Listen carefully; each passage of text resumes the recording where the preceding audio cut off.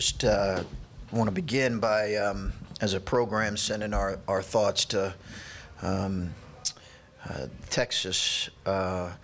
Andrew Jones, a young man who plays for the program there, was diagnosed with leukemia. I think that all gives a jolt to all of us who work with young men, and so our thoughts and prayers go with the Texas men's basketball program, and in particular Andrew Jones and his family, as they go through this tough situation. So I wanted to begin with that. Obviously, this is a important week for us, and important stretch for us. I think we're probably entering the most challenging stretch for us as a program, given the number of games we have coming up here and the number of times we're on the road. But first and foremost, we are preparing for a really, really good team. I've got tremendous respect for Maryland. You know, I had a chance to watch them earlier in the year against Butler, obviously, and I think there's a reason why they were picked at in the top 4 or 5 of the league. I think people recognize how sound they are. They're extremely well coached, disciplined in what they do, and quite honestly, we've struggled with them here a little bit. Got swept last year. We've just struggled. They've been a really good team for a couple years, and it's going to be a tremendous challenge. Well, I think his greatest challenges we've faced all year, just coming off of the Michigan State win and then playing a team of this caliber. That'll be as great a challenge as we've had yet. So how do you make sure the guys are focused? It's the obvious question, but coming off such a big win, what do you do this week? What have you tried to do this week to make sure that there's no basking too much in the moment and understanding the challenge that's next? You know, I think we've tried to communicate the reality in that as much as possible. You know, I think in the midst of these situations, you're really trying to just communicate reality. And the reality is this: we have a long way to go. We have a lot of flaws within our team, a lot of growth that needs to happen. We need to play better. I need to coach better. We need to prepare our guys at a higher level because we know we can get beat by any team in this league, as good as this league is.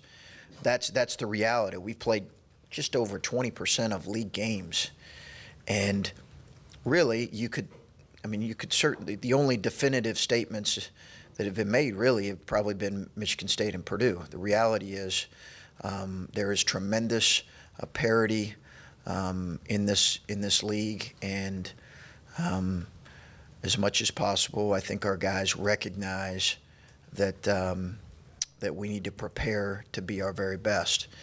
So that's as much as, you know, we've really focused as much as possible on just the idea of continual improvement and growth, and hope that the results will take care of themselves. And what is the challenge of figuring out a Maryland team that's missing Bender, Jackson, and now Wiley's out as well with a concussion, I think? When you're preparing for a team that's missing some key parts, how does that change your preparation? Well, they played well without those two that they played with recently. Without they have played well. You know, they got Iowa pretty good, Penn State as well. So, you know, they're different in some ways because of the skill that they now can put on the floor in their shooting. That they can spread you out with, which is impressive. You have several guys that are shooting upwards of 40+% from the three-point line, so it changes that dynamic a little bit. But Cowan, Herter, those guys are fantastic. Man, are they really good? And the freshman big is terrific, athletic. They've got good interior size with the 7'1" center. And Coach Turgeon does a great job with them. So they'll come in with a great plan and great preparation.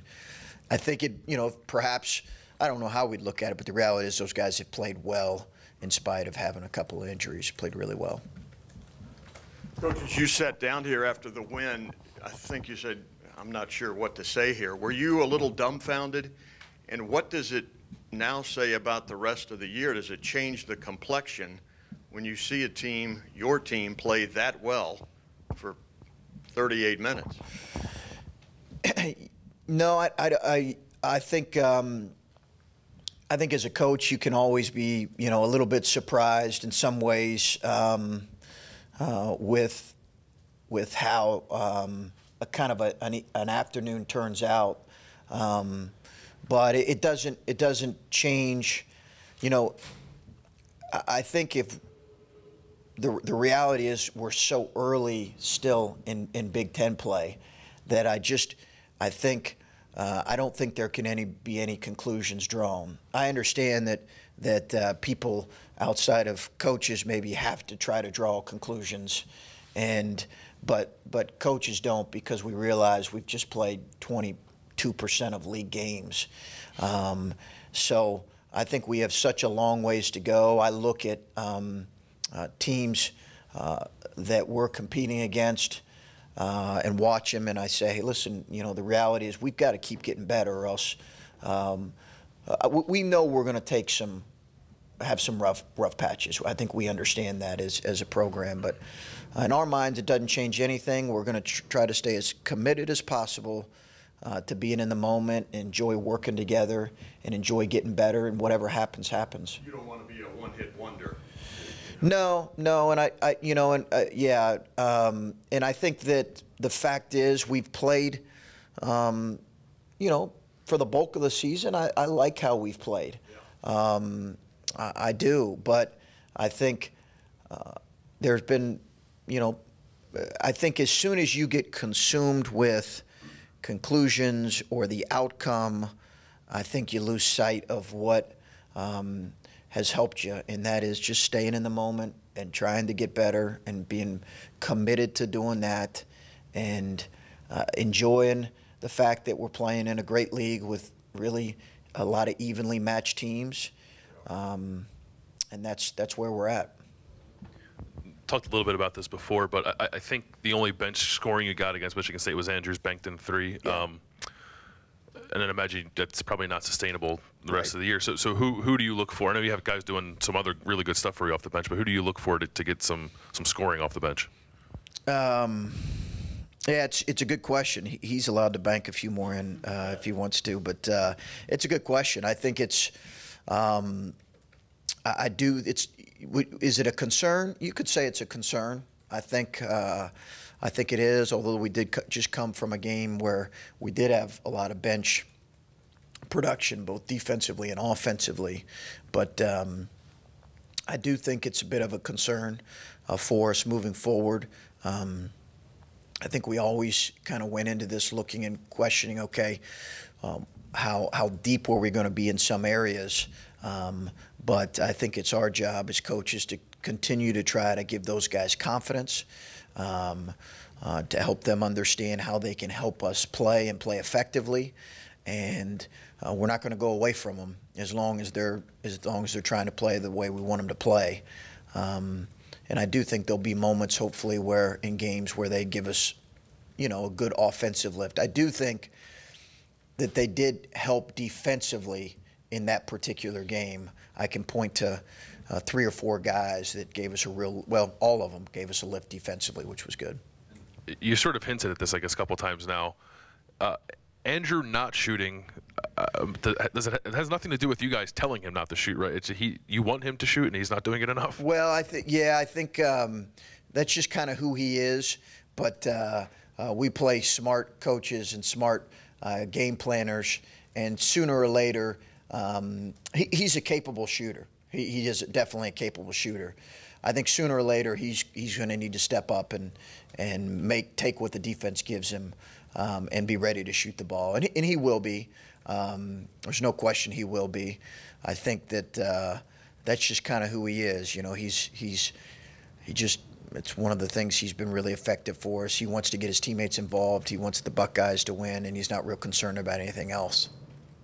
talked about not changing much for you guys and sticking with what you've done, but do you get the sense that this win and what you've done this whole season will change the perception of your opponents maybe towards you guys and maybe put a little bit more of a target on your guys' back? Sure.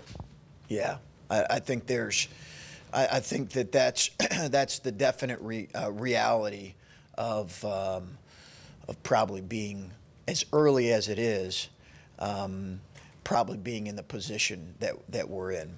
There's no question that that's just reality. That teams are going to come with a different edge right now, and that's just the kind of man. It's like in scheduling. We've gotten a lot of calls in the off season about scheduling. A lot of people want to play us before the season, and that's it's about perception. Perception changes, and just like in league play, perception changes a little bit, and I think you have to be ready for what you're going to face, and we'll see if we are.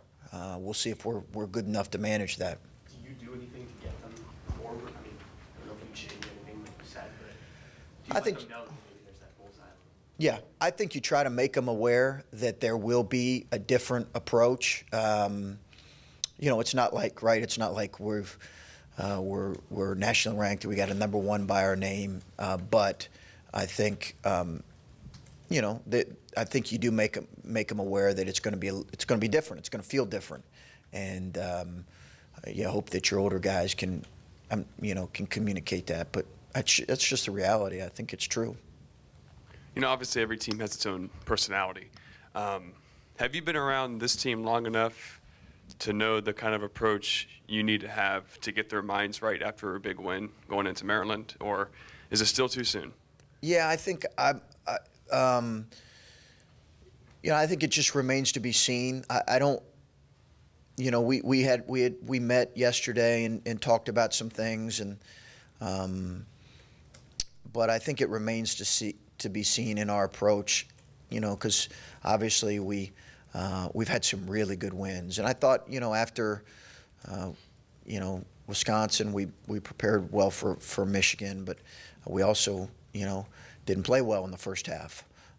Michigan had something to do with that, but we didn't play well. So I think you're always on alert as a coach as to kind of where the mindset of your guys are.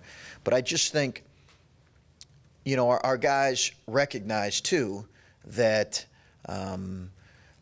it's not like I think people still have legitimate questions about this group, and we've got to try to answer them.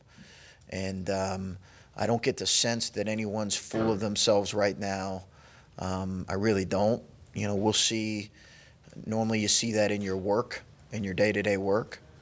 And, we'll see if I see that, but I don't get that sense right now. Hey, Chris, looking at this today, you're the only team in the league averaging more than 80 a game. And, it takes time when you come into a program to get people to understand your system, understand the philosophies. Are you surprised that this team is scoring at that level? Yes. I've been probably more, surprised both with our scoring and our efficiency, probably in league play as much as anything. Some of that I do, again, think the small sample size of 4 games, because we had a little bit of a game against Wisconsin where you have maybe one in every, 5 years where you make everything you shoot. And that can skew the statistics a little bit, which I think it probably did, to be quite honest with you. But, I think if we're halfway into the season and we continue to have these offensive numbers, that will be a pleasant surprise. I think that's going to be hard for us to do, but that would be a pleasant surprise. But so far, our efficiency's been good, and our turnover percentage in league play has been much better than what it was earlier. So hopefully, those are things we're making strides in. One more thing along statistics. When you look at these last 7 games, CJ's really cut down on his turnovers, and Cam's shooting the ball a lot better. How important have those 2 things been for the recent success you guys have had? Really critical, and I think almost completely tied in to our offensive efficiency and offensive production is CJ taking better care of the ball and then shooting it at the level he's shooting it at. and then Cam really staying aggressive and being ready to shoot the ball and make shots. And he's playing with a lot of confidence right now. So I think those two things have elevated our offense for sure. As a staff, do you guys care about individual plus minus? Is that a stat you guys track, and does that tell you anything about a player? No, yeah, good question. You know, kind of the godfather when it comes to analytics for me is Pomeroy, and if he doesn't take much credence in the plus minus, then I'll agree with him on that. I think maybe over the course of an entire season or a 20-plus game stretch, maybe you can see some trends and tendencies. But your plus minus will be good if you were out there with LeBron. So there's so many factors. I don't know your game, okay, but I'm guessing.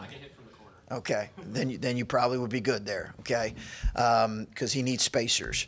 But yeah, I think it's skewed in so many ways. So I don't take a whole lot into that. Maybe at the end of the year we'll look at it, or a 20-game season we'll look at it.